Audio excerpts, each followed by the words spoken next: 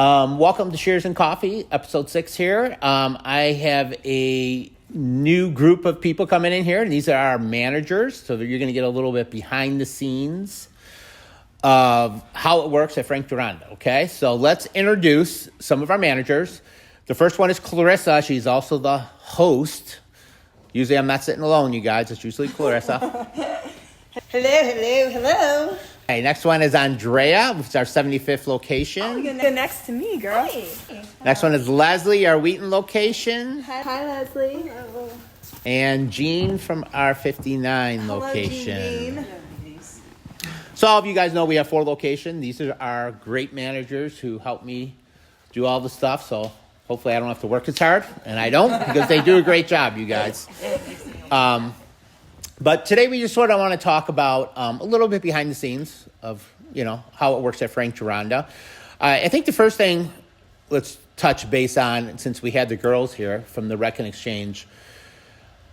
Well, let's actually reverse that. Let's tell a little bit about Jean. How long you been with the company, why you came to the company, and all that. Okay, I've been with the company for 19 years. Started managing because I love people. I love that it involves a lot. So not just working with people, but the clients, budgeting, scheduling, all of that. It just makes the day fly by. Okay. Let's move on to somebody else. Jean doesn't really like being on camera, but I tell her, I'm like, Jean being like, I am so grateful and blessed to work with these women. I've been working with them alongside for many, many years. So I'm super excited that they're actually in front of the camera instead of behind the camera. So don't be nervous, Jean Bean. Okay. I'm nervous too. My name's Leslie. I've been with the company for 25 years. Started at the company as an esthetician, but I have been managing probably now about, 20 years. Yeah. Love the energy of being in the salon. There's no other place like it. There's a constant, it's just, you're just going Constant every single day. In a good way. Most often good. But I just can't see myself doing anything else. Okay. I can't see you doing anything else either. I'd be so sad. Hi. Hello. My name's Andrea. I'm the manager at the 75th location. I have been with the company for 5 years. Before managing, I actually started off as a hairstylist. So I was an assistant and a hairstylist, probably total around 4 years before I started managing. But I absolutely love the beauty industry. I'm very, very, very passionate about it. I cannot see myself doing anything else outside of the beauty industry. This is my career. And I enjoy working with all of you guys. Love it. I love working with you too, Drea Boo. Thanks. Do I really have to? Yeah, I guess I have to. Okay. So, you gotta remember, Clarissa's part of the host, but she's also the manager, like Leno. Yes. So I will say, I have to be honest. Well, obviously I'm a hairstylist. You guys know that. I've talked about it before. And I'm just hit 20 years. Nobody said anything. No, I'm just kidding. Congratulations. Thank you. Thank you, guys. I just hit 20 years with the company, Frank Gironda. So I was actually really, really proud of myself. But with that being said, I love managing because of the simple fact, I think, well, not because I do hair, but it's also because it's really amazing to see the team hit their goals and, just kind of keep going and just building themselves up. And I love being a part of that, I guess. I love to assist that. Okay. Perfect. Yes. So the Rec and Exchange, like I said prior, we've been doing this for years. What do you guys see, I guess, what do you see that they get out of it? I mean, do you see the excitement in it? Do you see, obviously, them striving to go? So, whoever wants to go first. Can I answer that one? Yes, go ahead. Okay. So I love the fact that, Chris, that you even offer that to the stylists. That's why I even chose to work at Frank Gironda in the first place, because you do offer a lot of continuing education for the stylists. One, just to see them actually go out and strive at the Redken Exchange or the Symposium or any other extra Redken classes. Mm-hmm. I think it's they come back 10 times more inspired. They come back motivated.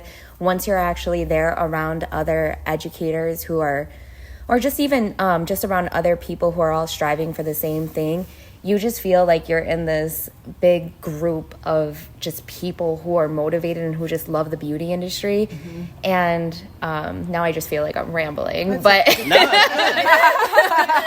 It's such a great camaraderie for, Yes, for it our is. team too. Yeah. To Yes. do something fun together keeps it, the team together. Yeah, because they does. do like I was able to go to the Redken Exchange with a few times actually with some of the teammates for like color cutting classes, and it was amazing because it is you spend hours, like a whole day, like 8 hours or so at the Redken Exchange learning, but then it's also like having these aha moments that they have with each other and other people coming from everywhere else and the educators, and then they just come back, like all of the girls, usually the stylists, come back and they just feel very empowered, Like I have to re-inspired. say, yeah, like very empowered and confident within themselves, and that's really, really cool to see too.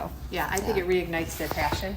Oh, Jean, talk. I think it reignites their passion. They always come back motivated. They want to teach everybody at the salon Yeah. what they learned. They can't wait to try it on their clients. They want to come back and tell everybody what their experience was. So I think it just reignites that passion of why they're doing what they're doing and what they can bring new to the team. Gotcha. Andrea, were you at the Redken Exchange ever? No, I've never made it to the Redken Exchange. Not yet, Chris. But I have, I know. I have been to the symposium in Vegas. I've also been to RAC. Oh, we remember those days, Andrea. Those were the fun days. God can bring that back. And then I also recently went to the Redken Symposium in Tennessee, Nashville, this year. So that was a lot of fun. And then I've also been to RAC, which was in, I want to say maybe back in like 2015, 16, they hosted it in Texas, somewhere around there. It was Austin, Texas. That was a lot of fun. So was it Austin, Texas? I don't know. I just know it was somewhere in Texas. But I've been to a few Redken events and I loved it. Okay. Leslie, what do you say? I don't know if I can add anything additional. You feel to the it. same way? Yeah. Yeah, I agree. I mean, it's overall just a amazing opportunity for everyone to can celebrate themselves too and have wins. And Redken does a very nice job in the sense of it's all about positivity, usually. Correct. An open box and open mind, and anything goes. It's okay. Break the rules. You want to break the rules here, so then you know why you did it when you go back to the salon. And I think that, it's hard when you are in the industry for so long. Like some of these girls, whether you're new, you're old, or anywhere in between, it's hard. You kind of get stuck in a robotic kind of thing. So sometimes it's good to break the chains and break the habits. Yeah. And a little kudos to Andrea here because she does all of our education. Yep. Good job. Good job, Drea. She takes it all. How many classes do we have a year usually? Anywhere between 5 to 7, but the minimum is 5. So we host a lot of education. We usually start off with a good motivational class just to kind of get everybody re-inspired at the beginning of the year. And then we always host color classes, cutting classes, and then some type of business classes in between. But we touch base on everything. We try and stay up to date with the newest trends as much as possible. Yeah. I kind of want to say, since we're managers, and maybe I'm not allowed to say it or ask, but I'm kind of I love when we all get together. I really do. And I love when we have our manager meetings and then we have our powwows, while we have lunch and, we girl talk, boy talk, gossip, whatever. But I will say, what would you guys say after all the years of managing? I know my own struggles, I've had within myself and within my team. Could you guys say one thing? For instance, one of the struggles I've had as a manager, and this is hard to say it, but it's the truth, and it's my truth, and it's really hard when you want it more than that person. So when I want you and I know one of my girls or my gentleman's potentials, I'm annoying, and I will fully admit that. Like, I am like, you can't tell me something, because I'm like, if you're going to tell me you want to hit a goal, you're going to hit it, and we're going to make sure you hit it. I'm going to give you a matter of, 30, 60, 90 days, 90 days the most, and you have to hit it. I really invest in them, and I know you guys could attest to that too, because you guys do the same thing, but it is a little disappointing when I want it more than them, because I don't like to see people down. I like to see people winning, and I'm like, okay, and I know it happens when you're down, but it's like, what can we do together and have a conversation that will make you feel like a winner, because that's who you are. That's what you're created to be, is a winner. So that's my take. That's one of my moments that I have to say it's a little hard sometimes for me. Do you feel like they're afraid to take that step? Yeah. Or it's just fear, probably? Mostly fear. Yeah. Fear, definitely fear, Sometimes. or just pushing themselves out of a comfort zone. Right. Is when they do it, it's amazing. Yeah. But sometimes that push is harder with some versus others. Yeah. Yeah, and the goal, us at Frank Gironda, and I know all the managers, we want them to make money. We want them to succeed. That's the top thing. Yeah. We're not trying to be annoying to them. We're not trying to be, our company, we just really, really, really want them to succeed. Especially me. I don't want them to walk out of the industry saying, hey, I didn't make enough money. 'Cause Agreed. there's opportunity to make great money. Yeah. So what are the challenges? Just truthful. Yeah. I 100% agree with you too, Clarissa. I do believe that is a huge challenge when you do want it more than the stylist, or maybe because we're behind the scenes more, so we are looking at the numbers. Yeah, we're looking at the numbers. We know they have potential, and we're just holding our all of the stylists accountable. Where I think when you're behind the chair and you're doing hair, sometimes you just get lost in conversation. It's true. Like, you get lost in conversation, you get lost in the craft, and sometimes you just forget the goal and you're just enjoying the moment. And I know I can relate to that, because I know when you are a stylist, sometimes you're just getting to know that person, and you're not necessarily thinking about all the numbers behind everything. So I think knowing both sides, I think that's a challenge for me, is because I understand the other side too, where as a manager, I'm also like, okay, yes, I get it, but okay, we want you to grow. We want you to hit your goals. So we've got to have some type of balance behind the chair where we can help you grow your clientele and just hit your service and retail numbers too. Okay, Leslie. Biggest challenge with helping them grow, again, and I guess just making